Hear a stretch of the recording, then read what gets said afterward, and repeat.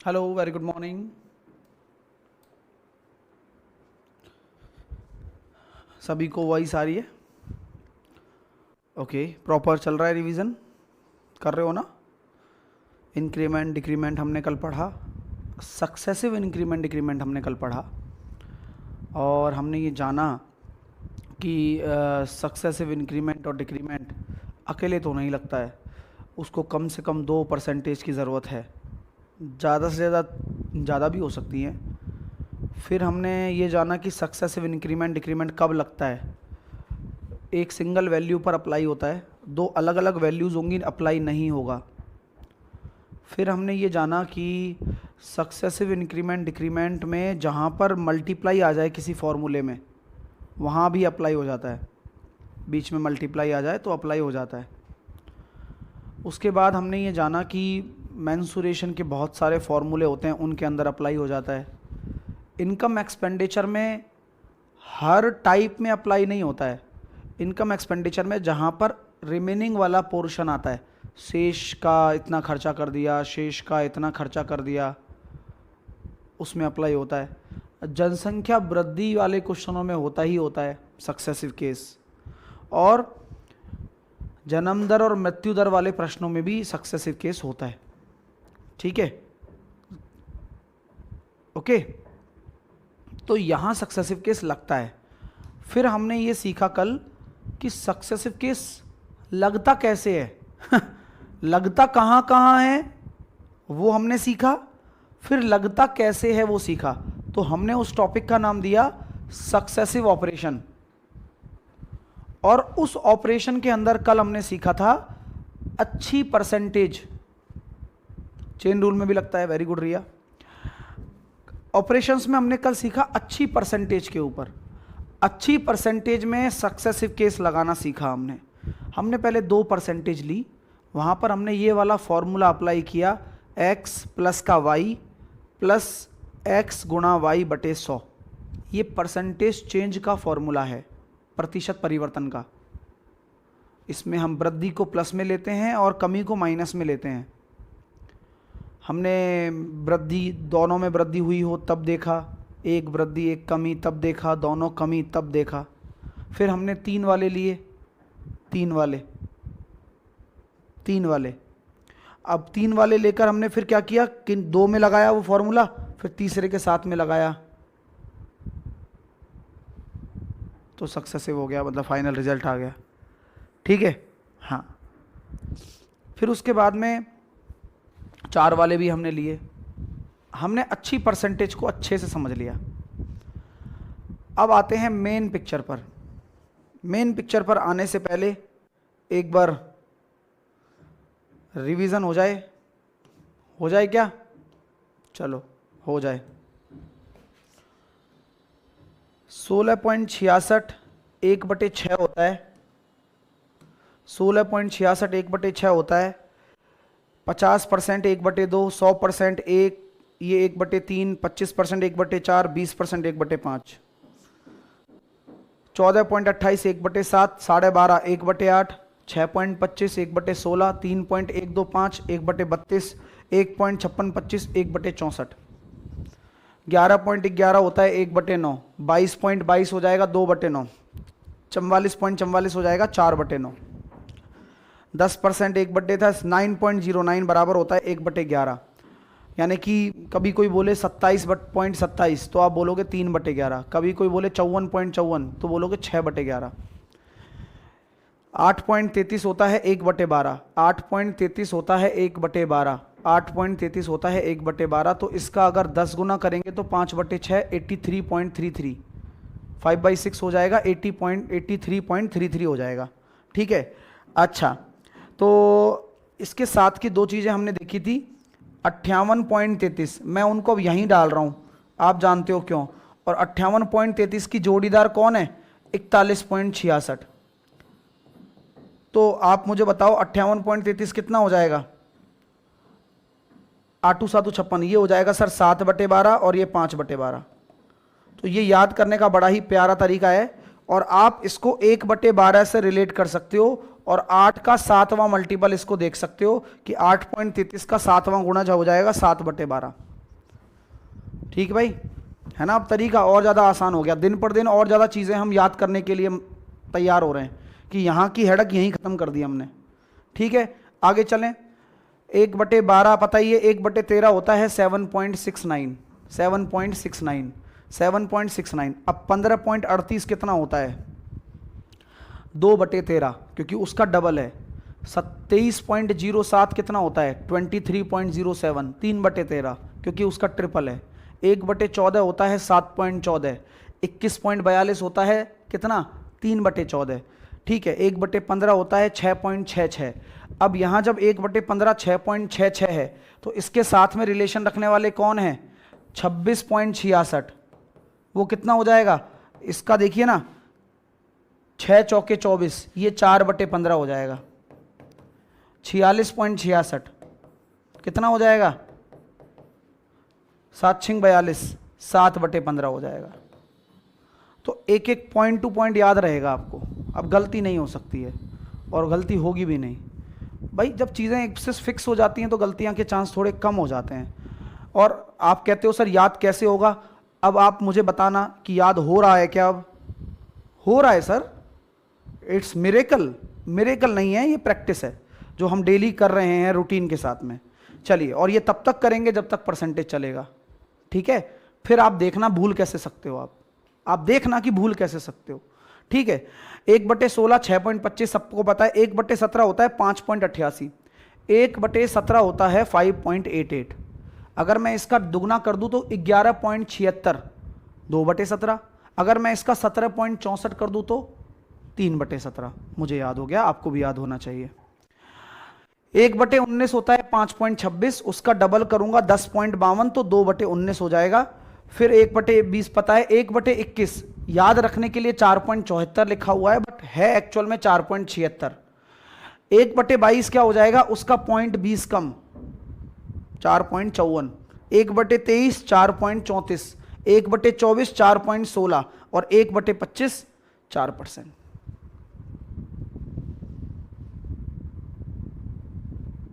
ठीक है, चलिए यहां तक सारी चीजें क्लियर हैं। बाकी सारा रिवीजन प्रॉपर चल रहा है आपका। 22.5 12.5 ये सब पता ही है, 1/8 और 46 42 सब क्लियर हो गया है। ये आपको पता चल ही गया है, ये छोटा सा फैक्ट है। ओके, अब स्टार्ट करते हैं आगे। Successive operation.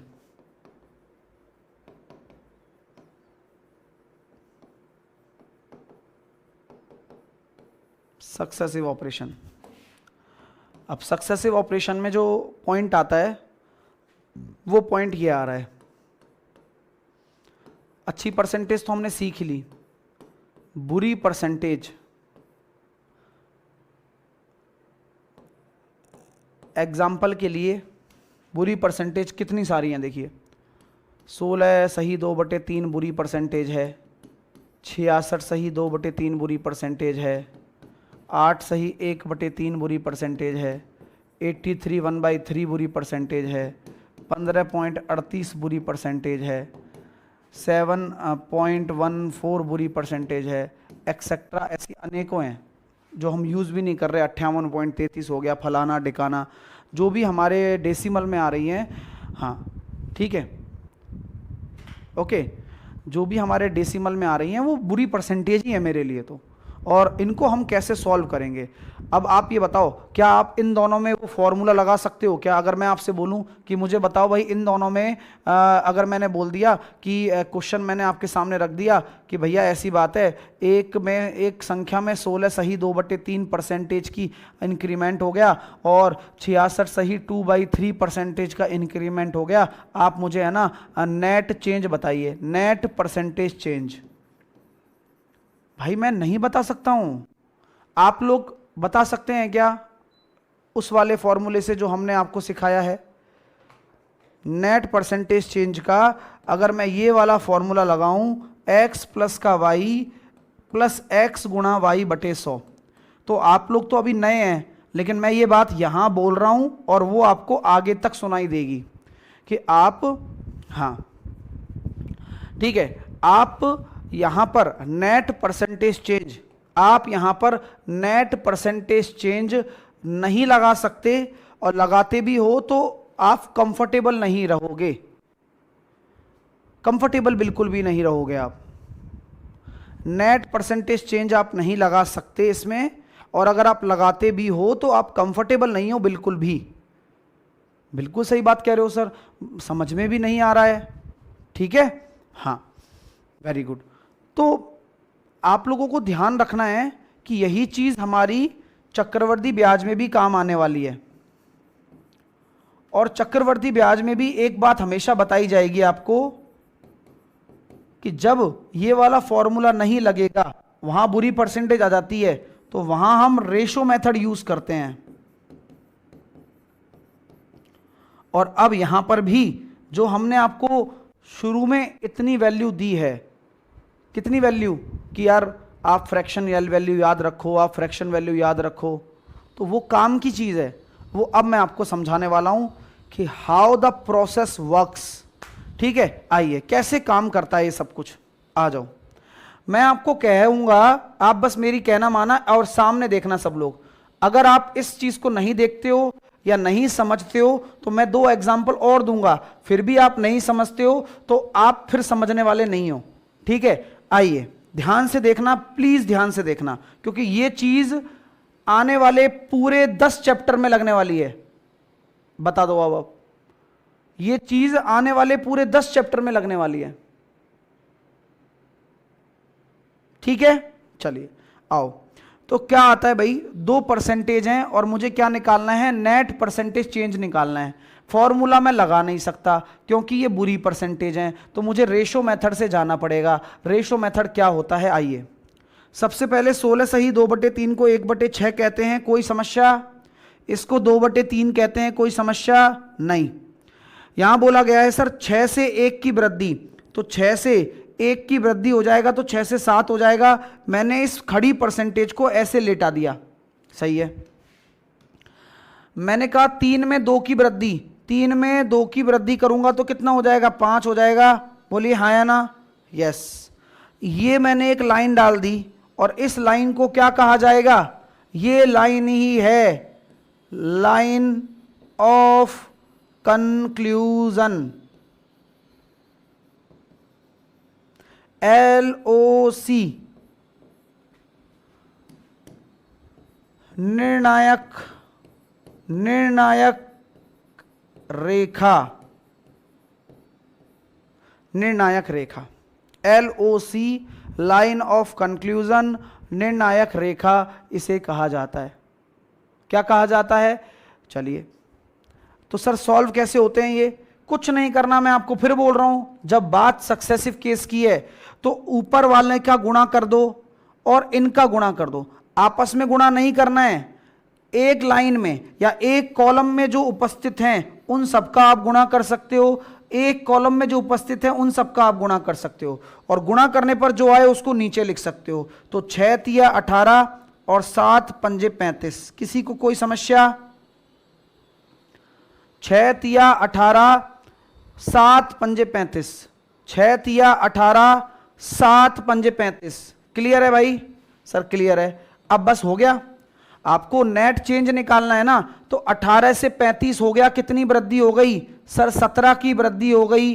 किसके रेस्पेक्ट में, हमेशा पहले वाले के रेस्पेक्ट में। भाई इससे कितना बढ़ा, यही तो है, ये शुरुआत में था और ये अब बाद में हो गया है। 17/18 गुणा 100, कैलकुलेशन करो कितना आ रहा है, लगभग 94.4% आ रहा है। हां सॉल्व कर सकते हैं आप भाग देकर।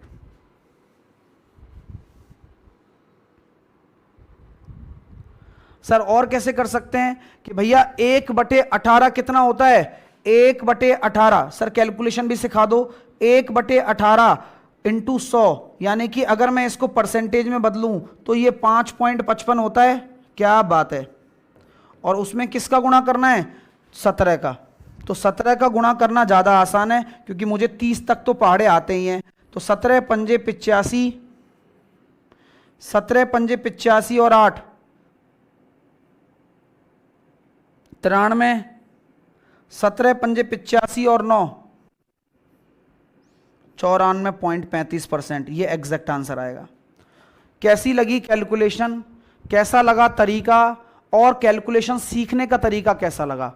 ये सारी ही चीजें बहुत प्यारी हैं और आपके पेपर में ये जरूर आती हैं। आप बताइए भाई, किसी को कोई समस्या हो तो बताओ। अभी कोई दिक्कत नहीं है, समझ में ना आया हो कोई फर्क नहीं पड़ता, लेकिन थोड़ी थोड़ी चीजें समझ में आना जरूरी है कि कैसे हमें इंक्रीमेंट करना है, कैसे हमें इन भिन्नों को लेटाना है, कैसे गुणा करना है, कैसे एलओसी बनाना है और गुणा करके लिखना है, फिर देखना है कि क्या हुआ है। चलिए कोई दिक्कत नहीं है, आ जाओ अगला लिखते हैं भाई। अब बुरी परसेंटेज ले रहा हूं, बहुत बुरी बुरी, आ जाओ। 14 सही 2/7% की मैंने कमी कर दी, 66 सही 2/3% की मैंने वृद्धि कर दी। आप मुझे बताएंगे नेट परसेंटेज चेंज क्या होगा, एक एक करके। पहले मैं क्या लिखूं, ये 1/7 होता है, ये 2/3 होता है। दिमाग में है तो अच्छी बात है, मैं तो लिख के दिखा रहा हूं। 7 में 1 की कमी, तो 7 से कितना हो जाएगा, 6 हो जाएगा पहले वाले के लिए। सक्सेसिव लगा रहे हैं क्योंकि एक ही संख्या पर आरोपित हो रही है, तो इसलिए सक्सेसिव लग रहा है। ठीक है मेरे भाई। फिर 3 में 2 की वृद्धि, 3 में 2 की वृद्धि, यानी कि ये 5 हो जाएगा। किसी को कोई समस्या नहीं? लाइन ऑफ कंक्लूजन आ गई। सक्सेसिव केस है, हाँ है, तो गुणा होगा, हाँ होगा। आइए देखिए, एक बहुत बढ़िया चीज आ रही है। 7 या 21 और 6 पंजे 30। अब कई बच्चों का यह डाउट भी हो सकता है कि सर जी यहां 21 और 30 आ रहा है, क्या इसे हम सरल अनुपात में बदल सकते हैं? क्या इसे और सिंप्लीफाई कर सकते हैं? क्या इसे और सिंप्लीफाई कर सकते हैं?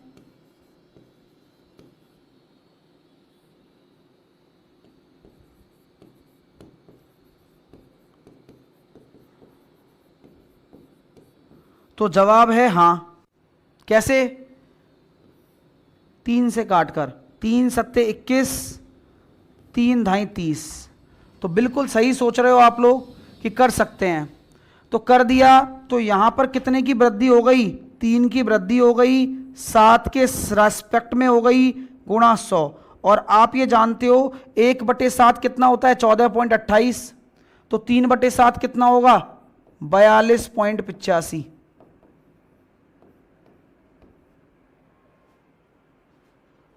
आता है आप लोगों को? आता है ये चीज?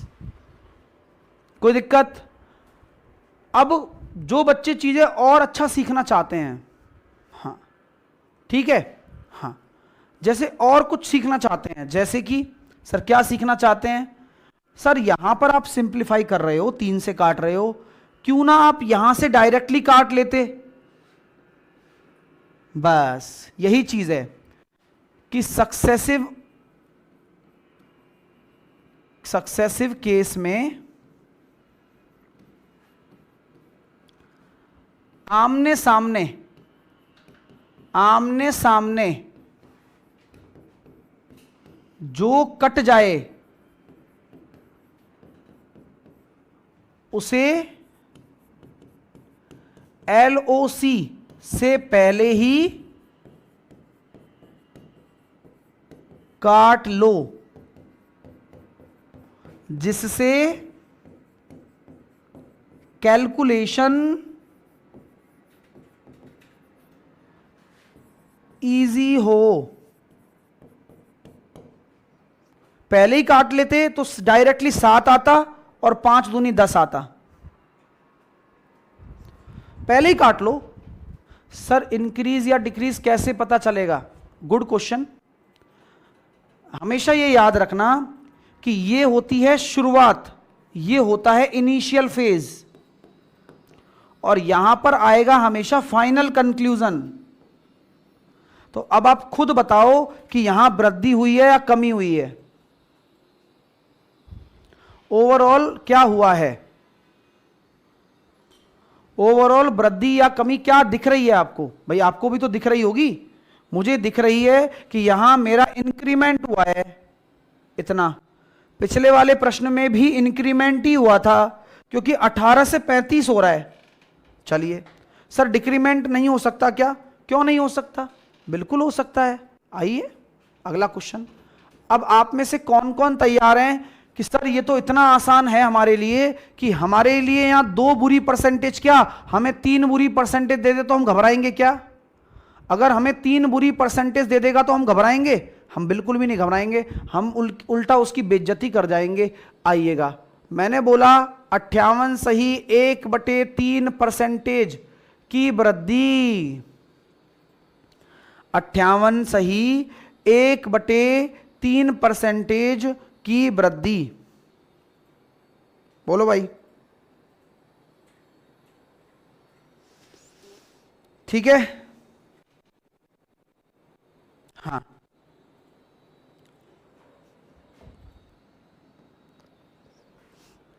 कोई दिक्कत, किसी को कोई समस्या यहां तक? 58 सही 1/3 की वृद्धि।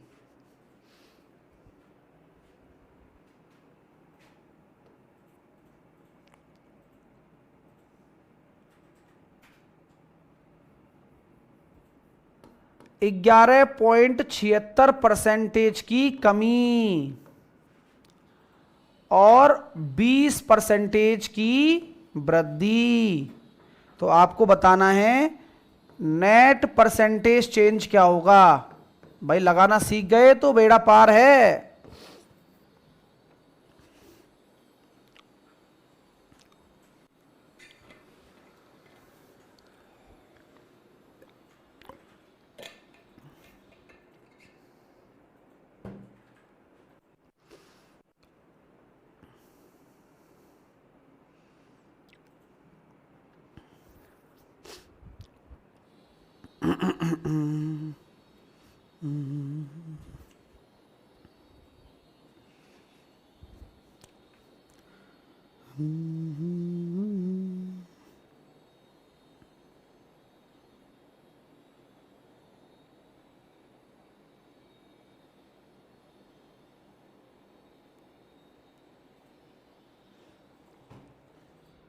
आओ प्यारे मित्रों आओ, ये क्या होता है?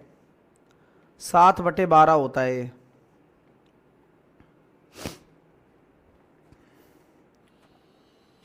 ये क्या होता है? 2/19।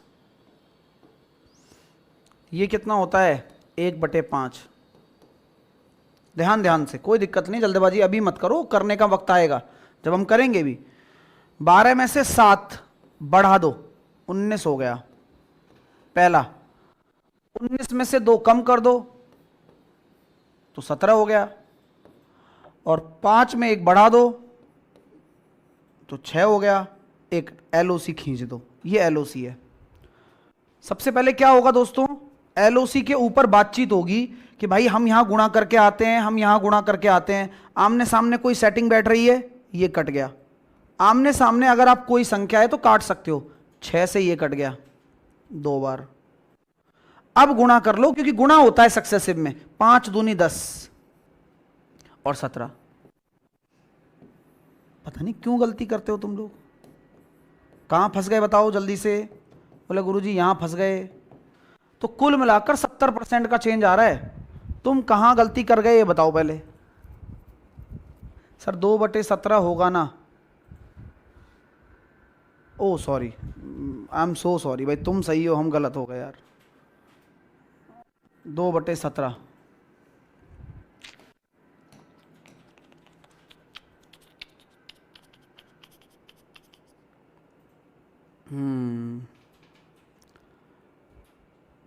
तो मामला, 1 मिनट रुको, 1 मिनट रुको, चेंज नहीं करेंगे, अपने घर की मर्जी है।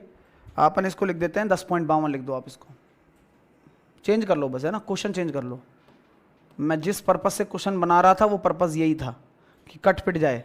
तो इसको आप लिख दो 2/19। अब समझ में आ गई बात? अब तो ठीक है। हाँ अब ठीक है। तो 19 से 17 हो जाएगा, तो ये चेंज करना नहीं पड़ेगा, वो चेंज कर दो बस, उसको 10.52 लिख दो। हाँ मैं काटने के लिए ही बता रहा था, तो मैं फिर क्वेश्चन को क्यों चेंज करूं? जब कट रहा है तो इसको 19 से 17 ही कर देता हूं, 2 की कमी, उसको वैसे कर दो बस। मैंने ही गलत ले लिया परसेंटेज, कोई दिक्कत नहीं, क्योंकि जब रियल टाइम क्वेश्चन बनाते हैं ना तो ऐसा होता है। अगला क्वेश्चन करोगे? अच्छा ठीक लग रहा है, थोड़ा समझ में आ रहा है? हाँ एक बार लिख लो अच्छे से, कोई दिक्कत नहीं। सर क्वेश्चन में कैसे पता करें कि इंक्रीमेंट है या डिक्रीमेंट? वहां पे एरो नहीं होंगे। अरे तो भाई एरो नहीं होंगे तो लिखा हुआ आएगा ना, वृद्धि या कमी। कैसी बातें कर रहे हो यार, मैं तो लिख नहीं रहा हूं क्योंकि मतलब नहीं है बार बार उस चीज को क्या लिखना। कैसी बातें कर रहे हो यार, वहां तो लिखा हुआ आएगा ना कि भाई वृद्धि हो रही है, कमी करनी है, वृद्धि करनी है, लिखा हुआ आएगा।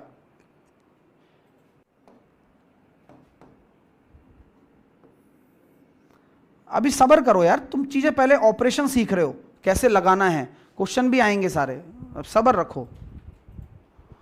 अभी अगला क्वेश्चन देता हूं, तैयार हैं आप? अभी खतरनाक खतरनाक का कर लोगे, देखो आप।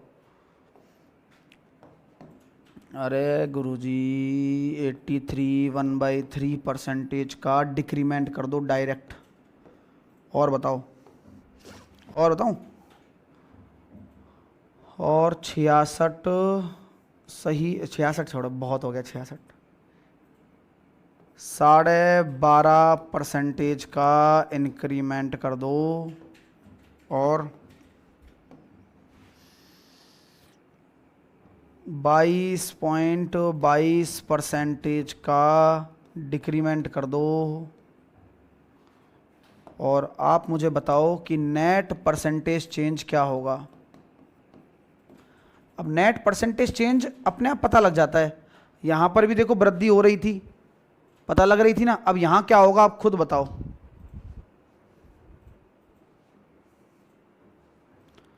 करे चलो करे चलो, जाए जोड़ जाए, करे चलो।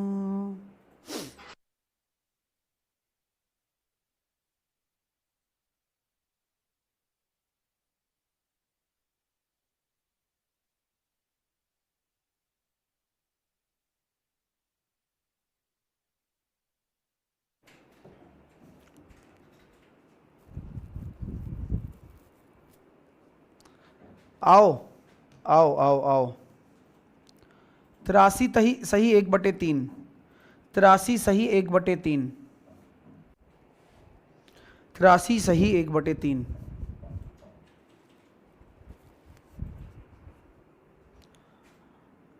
ये कितना होता है? 5/6 होता है। ये कितना होता है? 1/8 होता है।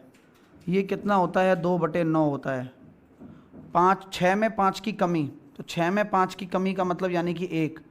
8 में 1 की वृद्धि यानी कि 9, और 9 में 2 की कमी 7। कोई दिक्कत हो तो बोलो, कोई दिक्कत हो तो बोलो भाई। बुरी परसेंटेज के चक्कर में हमारे हाथ पैर कांपने लग जाते हैं, लेकिन बुरी परसेंटेज की तो हम धज्जियां उड़ा दी। लो लो, तो सर ये आ रहा है 48। अरे रे, और 48 से 7 बाहरी कमी, कितने की कमी है? 39 की कमी हो रही है। ये कमी हो रही है 48 के रेस्पेक्ट में हो रही है, गुणा 100।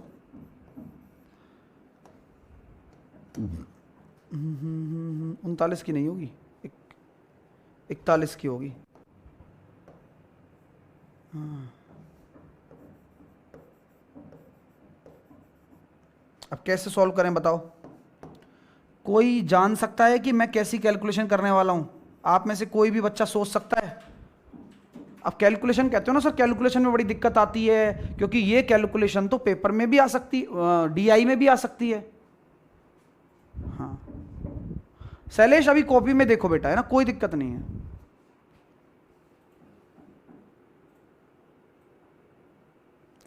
यही हो रहा है भाई। 48 से 7 हो गया, कितने की कमी हो गई? 41। अभी तक हम सब कुछ सीख रहे हैं, अब यही चीजें तो सीखनी होती हैं, और इतना हम टाइम लगा रहे थे इतने दिन से सीखने के लिए कि भाई करेंगे कैसे कैलकुलेशन बिना कैलकुलेटर के, क्योंकि कैलकुलेटर तो वहां मिलेगा नहीं। सोचने पर मजबूर करते हैं दिमाग को। दिमाग कहता है सर ये 1/24 तो मुझे पता है, या 100/24 कितना होता है ये? सर ये तो 4.16 होता है। बोले यार आप सही सोच रहे हो यार, और ये 1/24 का आधा ही तो है। अरे नहीं सर, अरे हाँ जी भाई, 2.08 और 41 से गुणा करना है। तो आप मुझे बता दो क्या जो आंसर होगा वो 82% से थोड़ा सा ज्यादा नहीं होगा?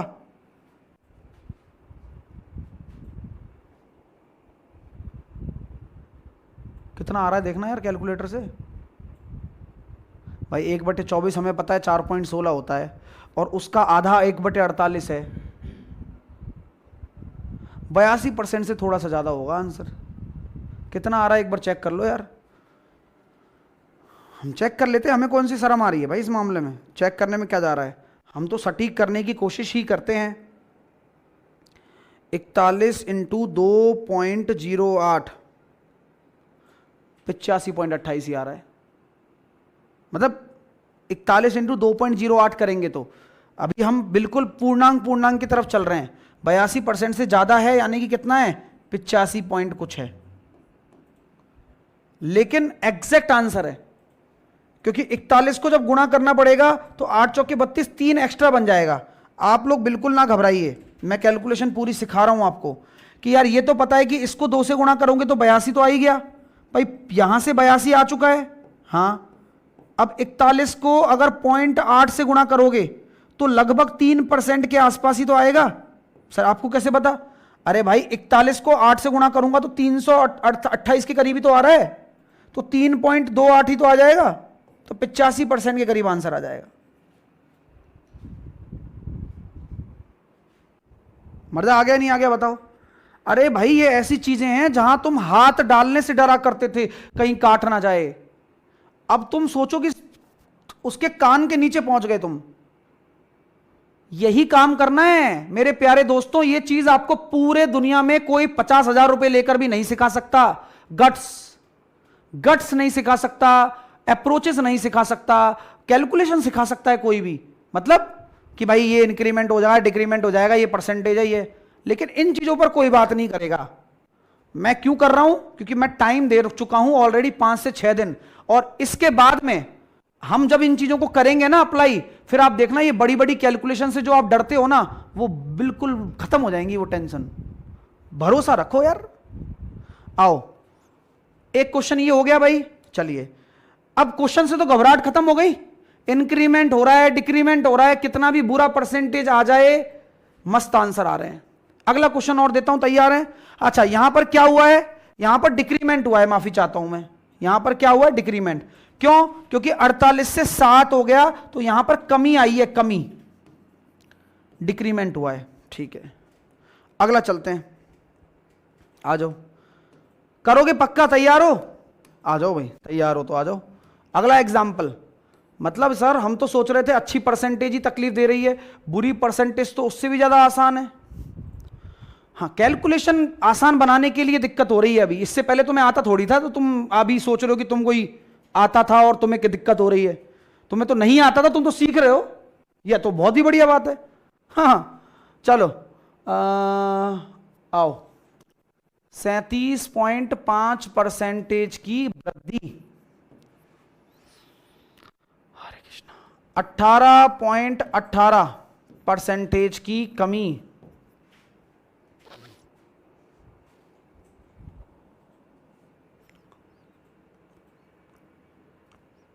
41.66% की वृद्धि,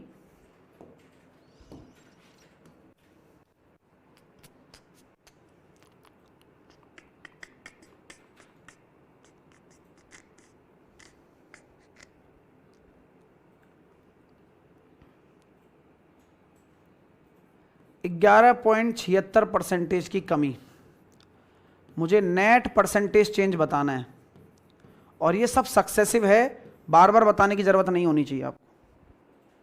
सर परसेंटेज अच्छी में भी ये लग जाएगा, वो तो लगेगा ही यार, लेकिन अच्छी के लिए फॉर्मूला लगाओ, ज़्यादा आसान होता है फॉर्मूला, और इसमें भी लग जाएगा। अभी अच्छे वाले भी एग्जाम्पल करा दूंगा 2-4, केस बहुत बढ़िया है।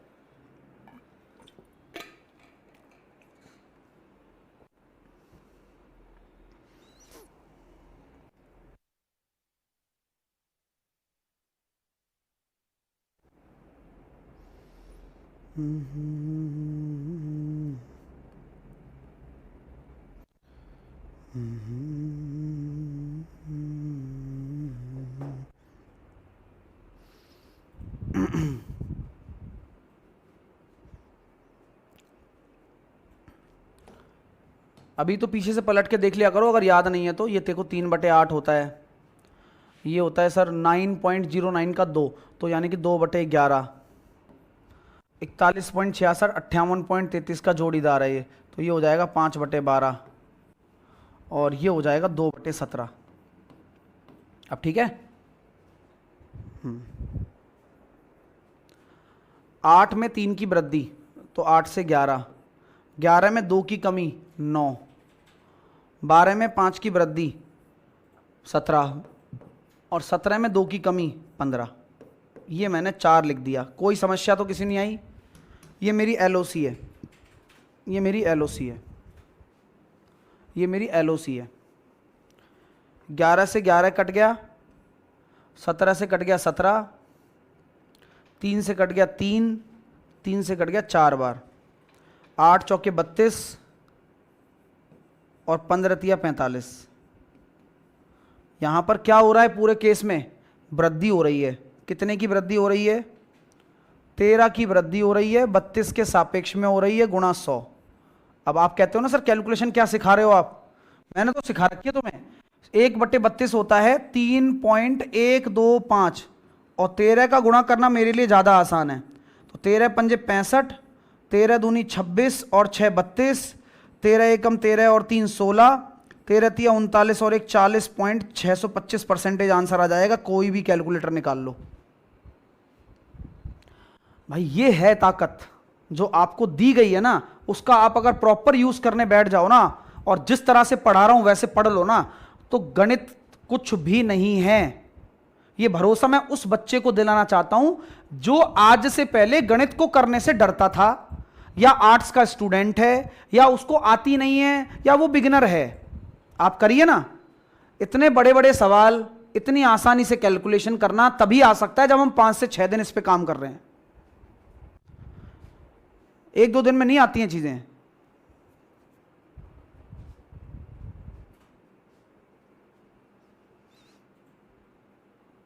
एक और क्वेश्चन करोगे पक्का? और टफ कैलकुलेशन दे दूं, लगाओगे दिमाग? हाँ भाई, किसी को कोई डाउट है तो पूछो। जैसे रिपीट बोल रहे हैं, रिपीट नहीं डाउट पूछिए। रमरेश डाउट पूछिए कि भाई मेरे को सर ये डाउट है। हाँ, फिर अगर आपको लगेगा, मुझे लगेगा कि आपने पहले क्लास नहीं देखी है, तो फिर मैं आपको वही सजेस्ट करूंगा कि आप पहले क्लास देख कर आओ। बट अगर आपको कोई भी डाउट है तो आप पूछ सकते हो। हाँ, अगर आपको परसेंटेज याद नहीं है, इट्स योर ओन रेस्पॉन्सिबिलिटी, हम रिवीजन करा रहे हैं।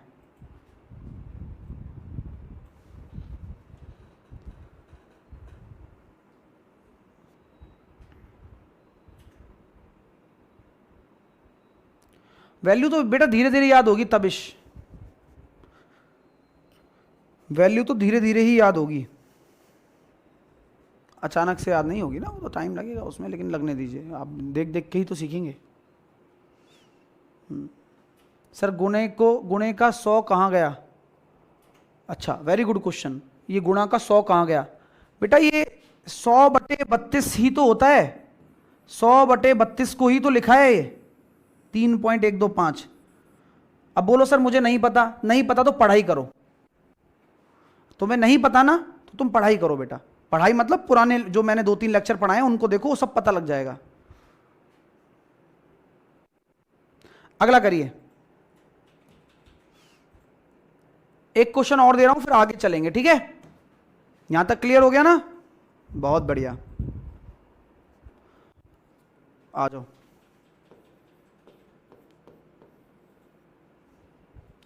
इस बार कल जब वीकली टेस्ट होगा तो फोड़ना है टेस्ट, ध्यान रखना। हाँ,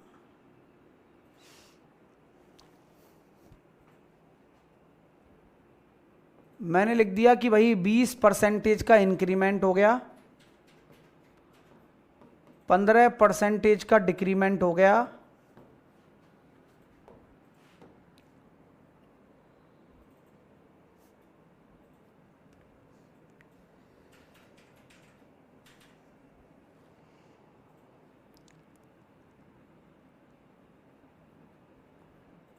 और बताऊं,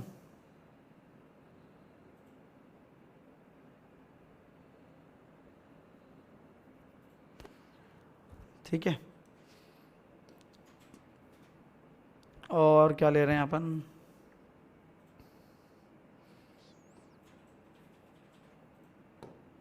और ले लेते हैं, क्या नाम है, 10% का इंक्रीमेंट, और क्या है 15% का, अरे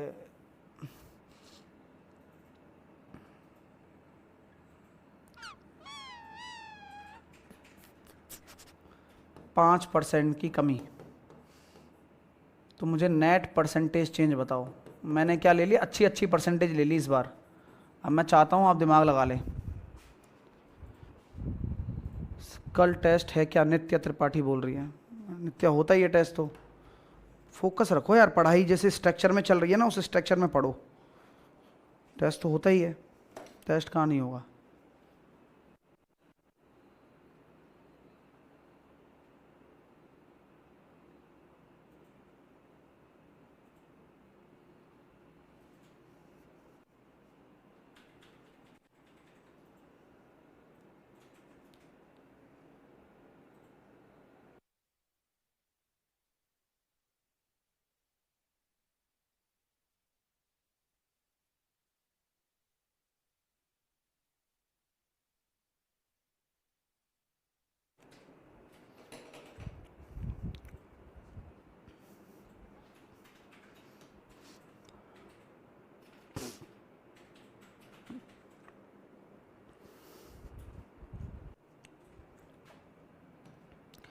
बीस % बराबर 1/5 होता है, और 3/20 होता है,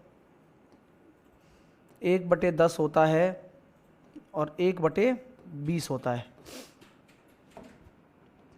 अच्छी वाली परसेंटेज है सारी, आपके कहने पर लिया है मैंने क्वेश्चन। 5 से 6 कर दिया, 20 से 23 कर दिया, वो 20 से 17 कर दिया क्योंकि 3 की कमी हो रही है ना, 10 से 11 कर दिया, और 20 से 19 कर दिया। One of the toughest question है। मैं आपको पहले बोल रहा था कि भाई फॉर्मूला भी लगा सकते हो, आपकी मर्जी है। हाँ, नहीं लगाते हो तो सक्सेसिव भी लगा सकते हो, अच्छी परसेंटेज में भी कोई बुराई नहीं होती है। अब सर क्या सॉल्व करते हैं। 2 से काटेंगे अपन इसको 3 बार, 2 से काटेंगे अपन इसको 5 बार। तो मेरे हिसाब से ये आ गया सर 100, और ये 100, 10,000।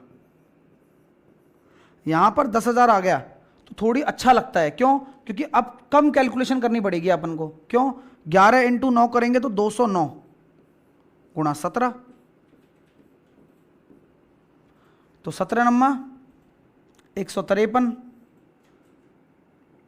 17 तो 340, और 15 340, और 15 355, और इंटू 3,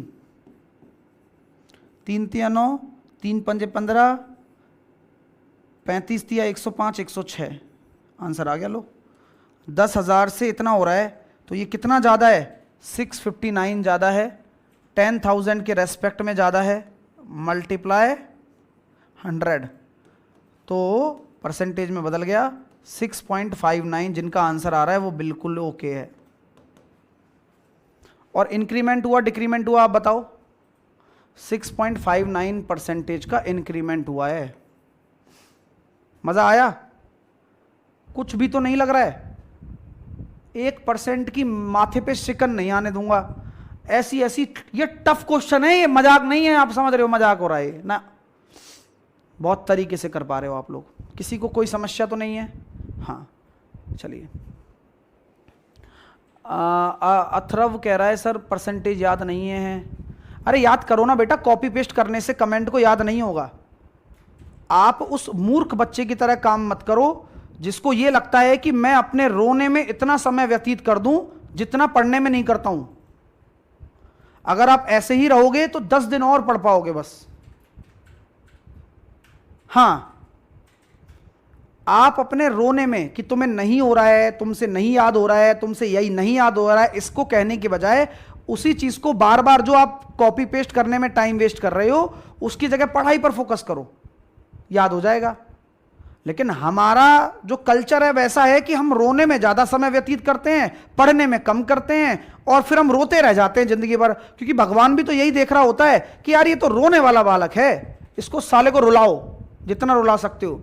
मेहनत करोगे तो भगवान क्या देखता है कि मेहनत कर रहा है, अभी दे दूं क्या? यार ये कर रहा है मेहनत लेवल 2 लेवल 3 की पोस्ट के लिए, इसको दूंगा यार, लेवल 5 दूंगा, इसको लेवल 6 दूंगा, लेकिन मेहनत करवाऊंगा इससे। तो वो करनी पड़ेगी भाई, तपस्या से ही फल मिलता है। तपस्या नहीं करोगे तो फल नहीं मिलेगा, आपकी संभावनाओं से अधिक फल मिलेगा आपको, ये विश्वास रखो। आइए भैया, तो यहां हमने सक्सेसिव इंक्रीमेंट डिक्रीमेंट सीख लिया, अच्छी परसेंटेज का सीख लिया, बुरी परसेंटेज का सीख लिया। किसी को कोई दिक्कत? अच्छी परसेंटेज का सीख लिया, बुरी परसेंटेज का सीख लिया, किसी को कोई समस्या तो नहीं है? अब चलते हैं आगे। अब चलते हैं आगे। अगला सवाल, अगली चीजें।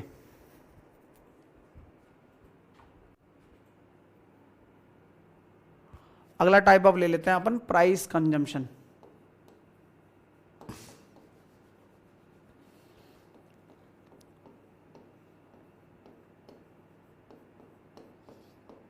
प्राइस इनटू कंजम्पशन बराबर होता है एक्सपेंडिचर।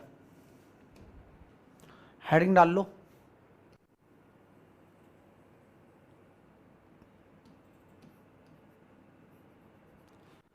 मैंने आपको एक चीज बताई थी कि किन्हीं भी दो चीजों के गुणा करने पर, किन्हीं भी दो चीजों के मल्टीप्लाई करने पर कोई अगर तीसरी चीज आ रही है,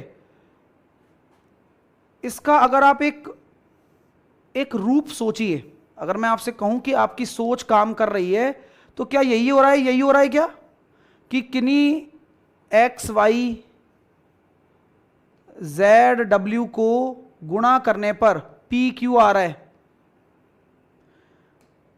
किन्हीं दो चीजों को गुणा करने पर तीसरी चीज आ रही है, किन्हीं दो चीजों को गुणा करने पर तीसरी चीज आ रही है। और ये चीज हमने कहां पढ़ी हुई है? सक्सेसिव केस के ऑपरेशन में। तो फॉर्मेशन ही ऐसा है कि कोई भी दो चीजों के गुणा करने से तीसरी चीज आ रही है, किन्हीं भी तीन चीजों के गुणा करने से चौथी चीज आ रही है। तो जो ये जो लाइन है यही तो कंक्लूजन बना रही है कि यार गुणा करोगे तो आ जाएगा, गुणा करोगे तो आ जाएगा, तो सक्सेसिव केस लगता है। इसका मतलब जो कैलकुलेशन है जो हमने सीखी है उसका नाम दे दिया गया है। कहते हैं ना कि भाई, कहते हैं ना कि मोटर जो होती है ना, मोटर जो घूमती है, आपने कहां देखी होगी बचपन में? अपनी रिमोट वाली कार में देखी होगी, ठीक है। तो जो उड़ने वाला ड्रोन होता है ना, उसमें भी वही मोटर लगी हुई है। सो कहने का मतलब क्या है सर आपका? मेरा कहने का मतलब यह है कि जो अंदर का वो मामला है ना, जो किसी चीज को उड़ा रहा है या किसी चीज को चला रहा है, वो दोनों सेम ही है। यानी कि सक्सेसिव केस अपने आप में तो एक है कैलकुलेशन वाला पार्ट, लेकिन प्राइस कंजम्पशन में भी तो वो सेट हो रहा है, वो जनसंख्या वृद्धि और कमी में भी तो सेट हो रहा है, वो कंपाउंड इंटरेस्ट में भी तो सेट हो रहा है, वो इनकम एक्सपेंडिचर में भी तो सेट हो रहा है, वो मेंसुरेशन के रेडियस की वृद्धि और हाइट की वृद्धि में भी तो सेट हो रहा है। मोटर वही है, उससे आप किसी चीज को उड़ा लीजिए या किसी चीज को दौड़ा लीजिए। जी हां, तो अब यहां पर हम ये कहते हैं सर कंसेप्ट बताइए पूरा का पूरा। अब ये एक टॉपिक अपने आप में एक टॉपिक है, अब इसके ऊपर बात करना शुरू कर रहे हैं। हमने सक्सेसिव पढ़ लिया है, सक्सेसिव की चीजें हमने सीख ली हैं। टॉपिक का नाम है प्राइस कंजम्पशन। प्राइस का मतलब होता है मूल्य, होता है नहीं होता मूल्य, हाँ। कंजम्पशन का मतलब होता है खपत,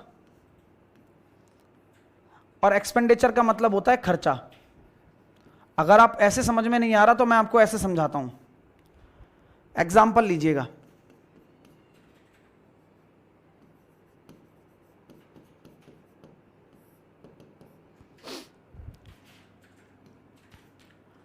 आलू,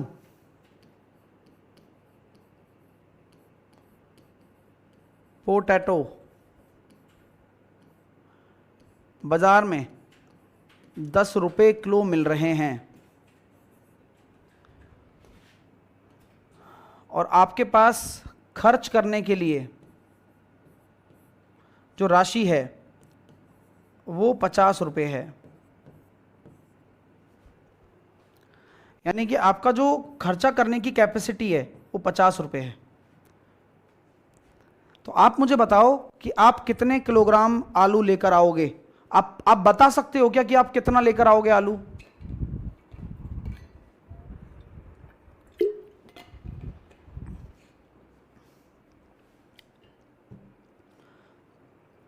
कितना लेकर आओगे आप? भाई आपको 50 रुपए दे दिए, मार्केट में रेट चल रही है 50 रुपए पर किलोग्राम, सॉरी 10 रुपए पर किलोग्राम। तो आप मुझसे ये कहोगे कि सर जो मैं लेकर आऊंगा ना वो मैं 5 किलोग्राम आलू लेकर आऊंगा, और आप यही तो कहोगे कि मैं 5 किलोग्राम आलू लेकर आऊंगा और 50 रुपए खर्च कर जाऊंगा। 5 किलोग्राम आलू लेकर आऊंगा और मैं 50 रुपए खर्च कर दूंगा। और तो ये 5 किलोग्राम जो होती है ये मेरी खपत ही तो हो गई, कि मैं कितनी खपत कर रहा हूं किसी चीज की। कंजम्पशन, कंजम्पशन का मतलब होता है उपभोग करना, किसी भी चीज का उपभोग कितना हो रहा है।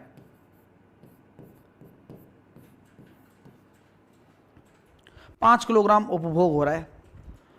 अब क्या हुआ, मार्केट में ऐसा कुछ हुआ कि अचानक से बोला कि भाई आलू की जो प्राइस है वो 5 रुपए पर किलोग्राम हो गई, और 10 दिन में मैंने 5 किलोग्राम आलू निपटा दिए। धय आलू और धय आलू 5 किलोग्राम आलू निपट गए। अब मुझे नहीं पता था कि यार क्या भाव चल रहा है, मैं फिर से 50 रुपए लेकर चला गया। वहां जाकर पता चला कि आलू के भाव तो कम हो गए, आलू के भाव तो कम हो गए, पैसे मेरे पास 50 रुपए ही हैं जो पहले थे।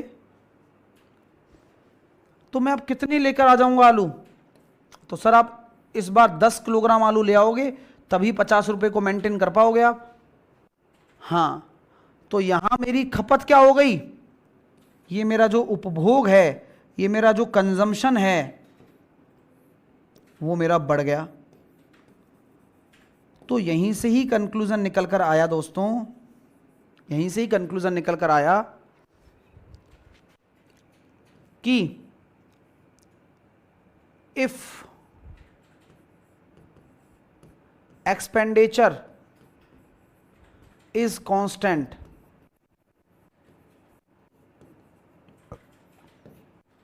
यानी कि खर्चा नियत हो, खर्चा नहीं बदल रहा है। खर्चा कैसे नहीं बदला बताओ, बताओ खर्चा कैसे नहीं बदला?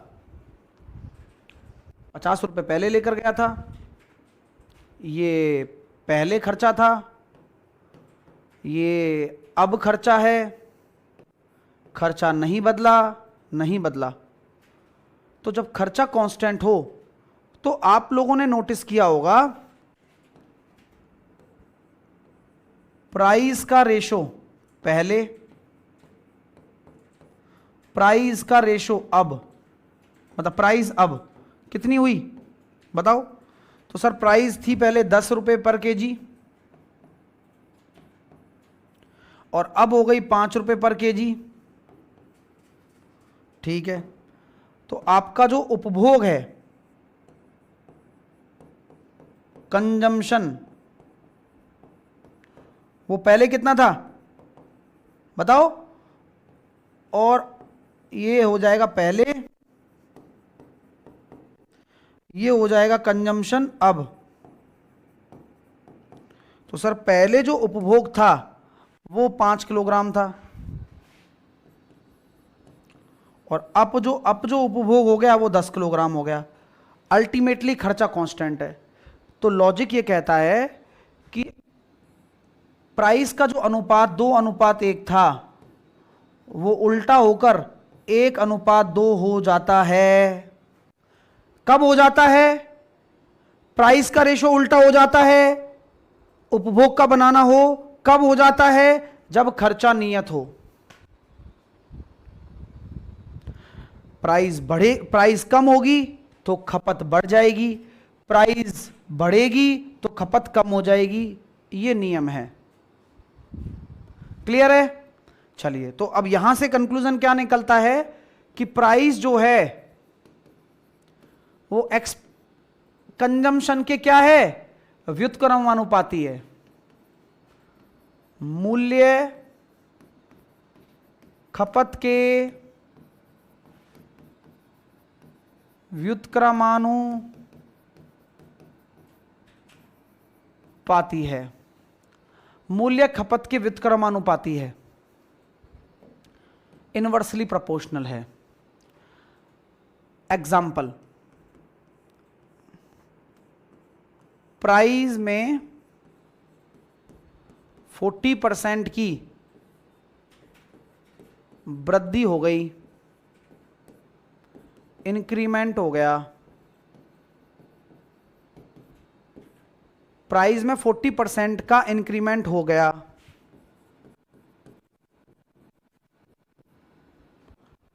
तो कंजम्पशन में क्या चेंज होगा? कंजम्पशन में क्या परसेंटेज चेंज है? क्या परसेंटेज चेंज होगा यदि एक्सपेंडिचर कांस्टेंट है? तो ये पहला सवाल बनता है, बताइए।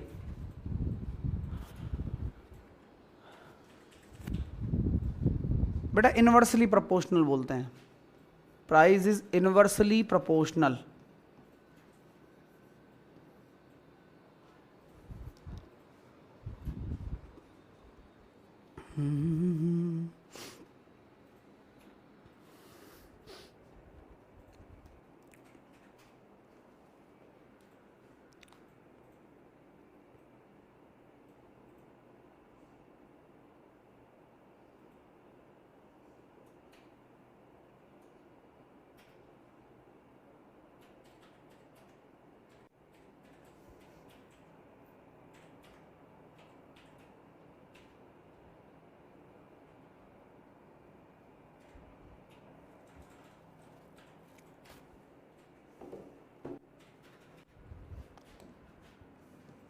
देखिए 40%, प्राइस में 40% की वृद्धि है।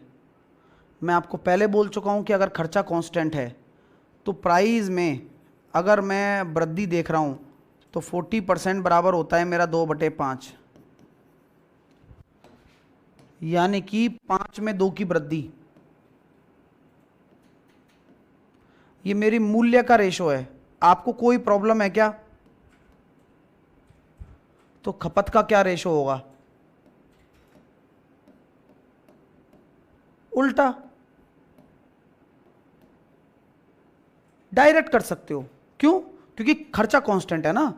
प्राइस का वृद्धि हो रहा है तो खपत कम होगा। कितना कम होगा? 2 की कमी होगी 7 के रेस्पेक्ट में। तो कंजम्पशन का रेशो तुरंत निकाल सकते हो आप, और आंसर भी दे सकते हो 28.56% या 57%, जो भी है।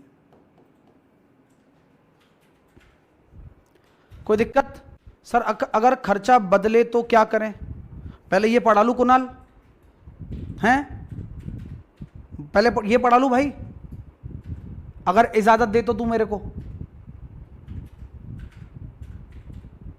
या फिर पहले वो पढ़ा दूं फिर ये पढ़ा दूं, साला दिमाग के वो कर दूं, वाट लगा दूं तुम्हारी हैं, फिर इसी के अंदर ये इनकम एक्सपेंडिचर घुसेड़ दूं, फिर तेरे को सब समझ में आ जाएगा हैं?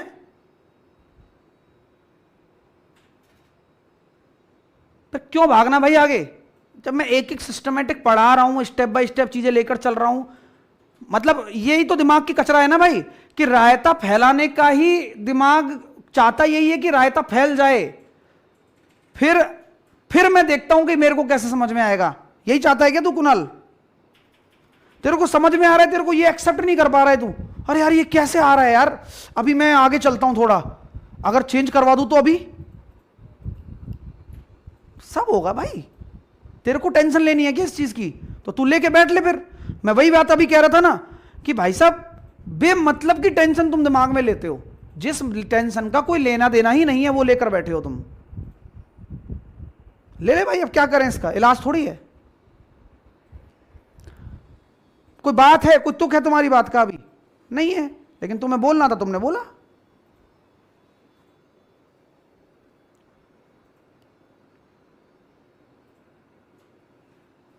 चलिए क्लियर हुआ भाई साहब। अगला क्वेश्चन और लीजिए, ये यहां क्लियर है। अब क्वेश्चन देखो कितना आसानी से बन पाएगा। देखो अब मैं कितने ही क्वेश्चन दे लूंगा आपको। देखो क्वेश्चन नंबर 1, प्राइस में 16.2/3% की कमी आ गई, तो परसेंटेज चेंज बता दो मुझे, कंजम्पशन में क्या होगा। आ गया ना क्वेश्चन अपने आप।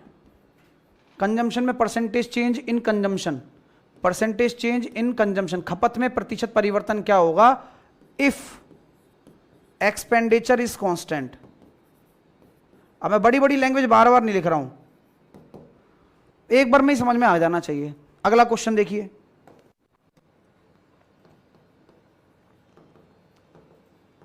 प्राइस में 14.2/7% की कमी हो गई, तो percentage change in consumption if expenditure constant, खर्चा नियत है। तो जो नियम है ना, वो नियम की वजह से तुरंत लगा पा रहे हो कि यार उल्टा हो जाता है रेशो, तुरंत उल्टा हो जाएगा। जैसे कि यहां पर हम देखेंगे कि ये होता है कितना, 1/6, तो 6 में 1 की कमी, तो ये तो मूल्य का रेशो है, प्राइस का रेशो है। तो कंजम्पशन का रेशो क्या होगा जल्दी बताओ।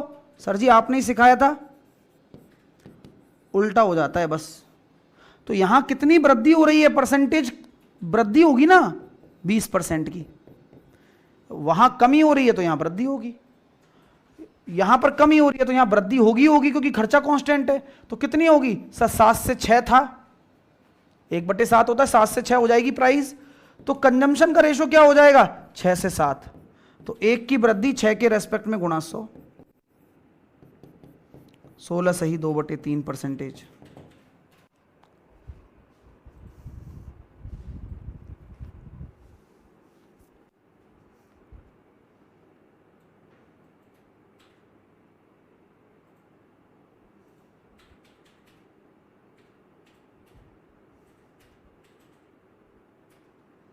कोई समस्या, कोई प्रॉब्लम? आओ अगला क्वेश्चन देखते हैं। क्वेश्चन ये भी तो आ सकता है,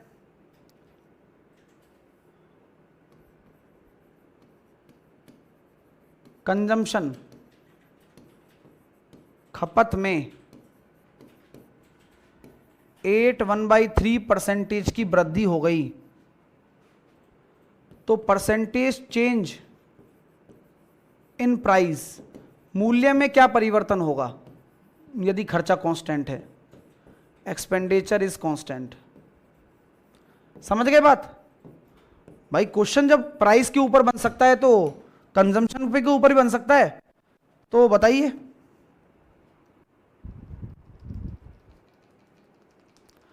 सिरेंदु बोल रहा है सर आज कुछ क्वेश्चन कराओ। बेटा ये क्वेश्चन ही हो रहे हैं, तुझे पता ही नहीं चल रहा है, तू बस कॉपी पेस्ट करना खेल रहा है अपने आप ही, बच्चे आंसर दे रहे हैं। फिर पीछे रह जाएगा, फिर रोएगा बाद में कि सर मेरे को प्राइस कंजम्पशन के क्वेश्चन समझ में नहीं आ रहे हैं। कहां से आएंगे? तू कॉपी पेस्ट में लगा पड़ा है, तेरी अलग जिंदगी है भाई, अलग शौक है तेरे। पढ़ाई कर ले यार, मौका अभी आ गया है, बढ़िया वाला मौका है। 12 से 13 हो रहा है सर, ये कंजम्पशन का है, लेकिन तो प्राइस का रेशो उल्टा हो जाएगा 13 से 12, तो कितने की कमी हो जाएगी? 1/13 गुणा 100, 7.69%। ये बिल्कुल डायरेक्ट सवाल होते हैं, बस इन्वर्स करना होता है। इन्वर्स क्यों करना होता है ये भी मैंने आपको बताया, क्योंकि जब खर्चा कांस्टेंट रहेगा, आई रिपीट वंस अगेन, जब खर्चा कांस्टेंट रहता है तो रेशो उल्टा हो जाता है, यानी कि प्राइस जो है वो कंजम्पशन के इन्वर्सली प्रोपोर्शनल होगी। कब होगी? जब खर्चा कांस्टेंट होगा। ठीक है, ठीक है। चलिए, तो कंजम्पशन में भी चेंज हो सकते हैं और प्राइस का रेशो निकालना हो सकता है, फिर कर सकते हो आप इसको। अब आते हैं अगले कॉन्सेप्ट पर। नेक्स्ट कॉन्सेप्ट, प्राइस कंजम्पशन का अगला कॉन्सेप्ट। ये बेसिक कॉन्सेप्ट क्लियर है? बेसिक क्वेश्चन इसके ऊपर बन जाते हैं, ठीक है।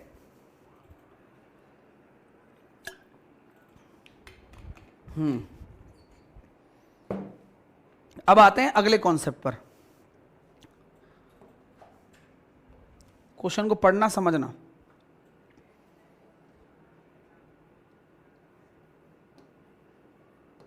प्राइस में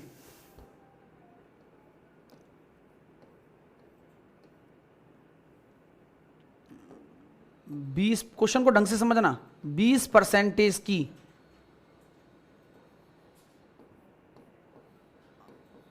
वृद्धि या कहूं तो इंक्रीमेंट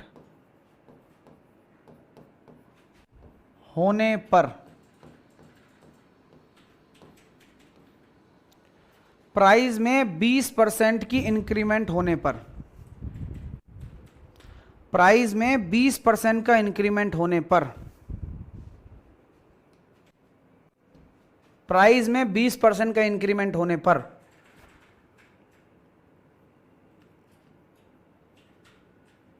एक व्यक्ति, मतलब एक आदमी, पर्सन, एक आदमी 100 रुपए में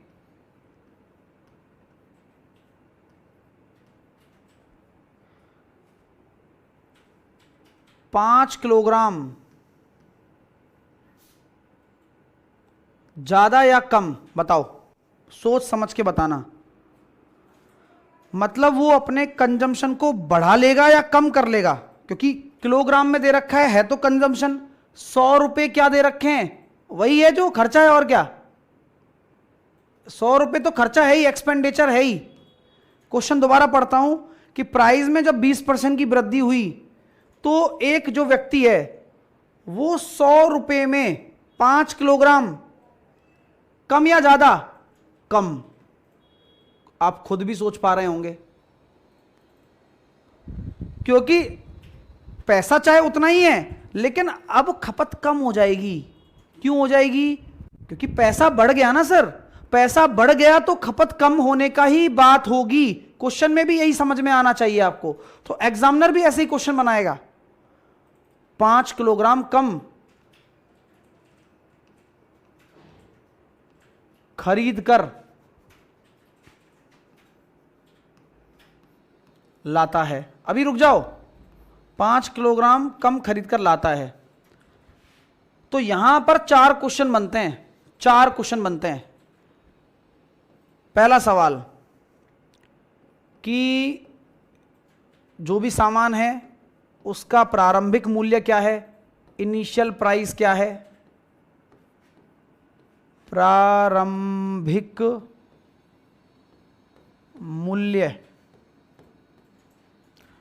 दूसरा सवाल बनता है उसका फाइनल प्राइस क्या है, भाई प्राइस कम होने पर क्या मूल्य होगा, मैंने मूल्य बोला है।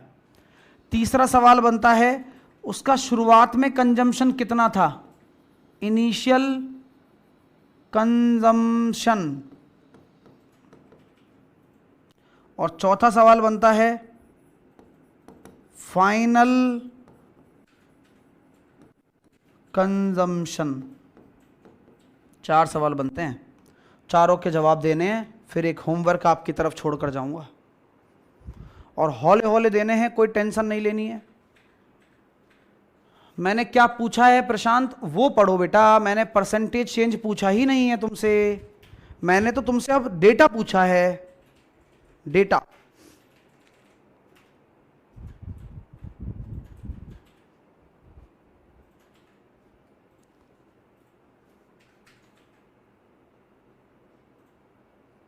दोबारा क्वेश्चन बोलूं कि 20% की वृद्धि हो गई, मतलब प्राइस इंक्रीज हो गया बाय 20%।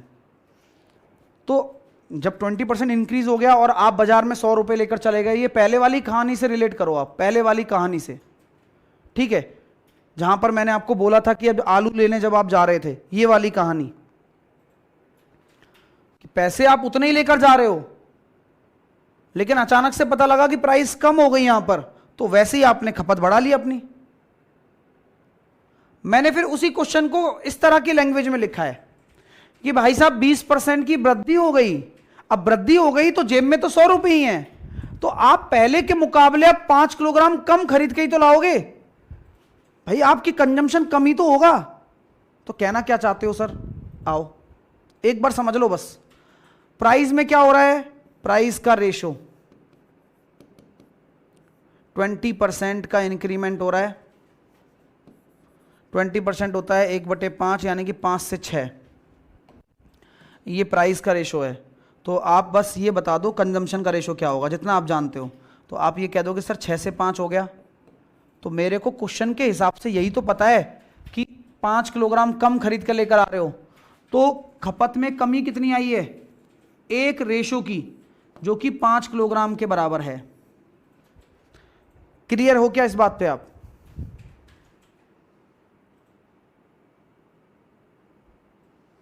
भाई मैंने सर यही क्यों लगाया, यहां क्यों नहीं लगाया, यहां मुझे प्राइस के बारे में पता ही नहीं है, प्राइस तो मेरे को निकालनी है, कंजम्पशन पता है ना मेरे को कम हो गया। तो यहां पहले कितना लेकर आ रहा था, इसका मतलब मैं पहले मैं 30 किलोग्राम लेकर आ रहा था सामान, और अब मैं 25 किलोग्राम ही लेकर आ पा रहा हूं। ये लो 5 सेकंड में 2 आंसर आ गए। पहले हम 30 किलोग्राम लेकर आ रहे थे वो सामान, और अब आप 25 किलोग्राम लेकर आ रहे हो, क्योंकि प्राइस बढ़ने से 5 किलोग्राम कम खरीद कर लेकर आते हो नियम अनुसार। चलो सर ये अच्छा लगा आपको, तो मैं आपसे फिर पूछूंगा कि अगर मुझे प्राइस निकालनी है तो एक फॉर्मूला याद होगा आपको, प्राइस गुणा कंजम्पशन बराबर एक्सपेंडिचर होता है। तो आप बस मुझे इतना बता दो कि खर्चा कितना है आपका। खर्चा तो सर 100 रुपये ही था, पहले से कांस्टेंट है खर्चा तो, हाँ, यानी कि अगर मुझे प्राइस निकालनी है वो भी इनिशियल, प्रारंभिक इनिशियल, तो मुझे यहां कंजम्पशन क्या लेना पड़ेगा, इनिशियल लेना पड़ेगा। तो इनिशियल कंजम्पशन कितना है मेरा, 30 किलोग्राम।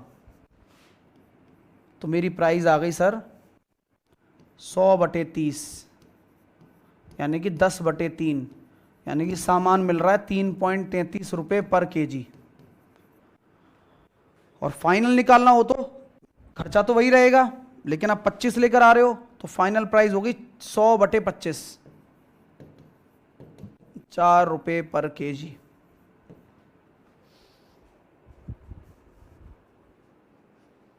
चारों सवालों के जवाब आपके सामने हैं, चारों सवालों के जवाब क्लियर है।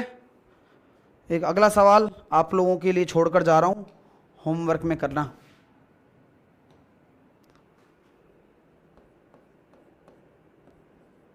प्राइस में 25% की कमी होने पर एक व्यक्ति 60 रुपये में 3 किलोग्राम अधिक सामान खरीदता है।